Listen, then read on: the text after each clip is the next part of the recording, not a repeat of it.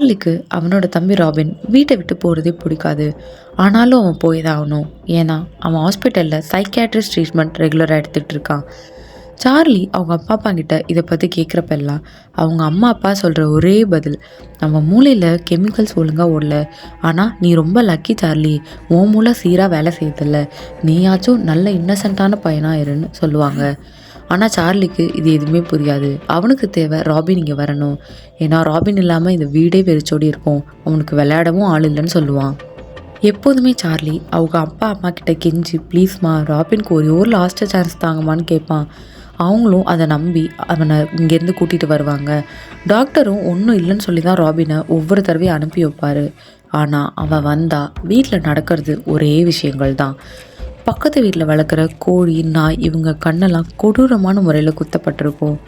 இவங்க அப்பாவோட shaving racer ஏத்தாப்பில் இருக்கிற குழந்தைங்க பார்க்கில் கிடக்கும். தரையில் என்ன மாதிரி ஒரு பொருளை ஊற்றி வச்சு எப்பொழுதுமே யாரையாச்சும் வழுக்கி விழ வைக்கிறது தான் அவனோட வேலையும் கூட. பிளேட்ஸ், டம்ளர்ஸ், டேபிள் எல்லாமே உடஞ்சிருக்கும். இப்படி ராபின் வீட்டுக்கு வரப்போ எல்லாமே இதே சம்பவங்கள் தான் திருப்பி திருப்பி நடந்துகிட்டு இருக்கு. அதனால் ராபின் அப்பா அம்மாவுக்கு அவனை பிடிக்காமே போயிடுச்சு. ஆனால் சார்லஸ் மட்டும் இன்னும் ராபின் தான் வேணும்னு அடம் பிடிக்கிறான். நிறைய நேரங்கள் அவங்க அப்பா அம்மா இதை பற்றி யோசிச்சிருக்காங்க, எப்படி தான் இவனுக்கு ராபினை பிடிக்குதோ அப்படின்னு. ஆனால் சார்லிக்கு மட்டும்தான் தெரியும் அவன் மனசில் என்ன ஓடுதுன்னு.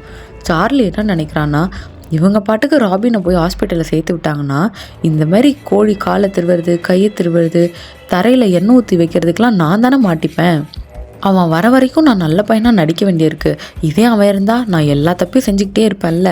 எனக்கு போர் அடிக்குது, எனக்கு அவன் வரணும், அவன் மேலே பழி தூக்கி போடணும், அவன் இங்கே இருக்கணும்னு சொல்லி அப்போ புலம்புறது அவனுக்கு மட்டும்தான் தெரியும். இது அவங்க அப்பா அம்மாவுக்கு தெரியாது. கடைசியில் பார்த்தீங்கன்னா இந்த வேலையெல்லாம் பண்ணுறது ராபின் இல்லை. ராபினுக்கு சைக்காட்ரிக் ப்ராப்ளம் இருந்தாலும் அவன் நல்லவன் தான்.